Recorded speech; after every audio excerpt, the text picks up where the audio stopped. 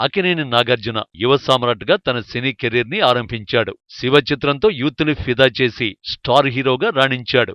గీతాంజలి లాంటి క్లాసిక్ తో మెప్పించాడు. భక్తి రసాత్మక చిత్రం అన్నమయ్యతో ఉత్తమ నటుడిగా ప్రభుత్వ అవార్డుని, విమర్శకుల ప్రశంసలను పొందాడు. నిన్నే పెళ్లాడుతా లాంటి ఫ్యామిలీ డ్రామాతో బ్లాక్ బస్టర్ ని అందుకున్నాడు నాగార్జున.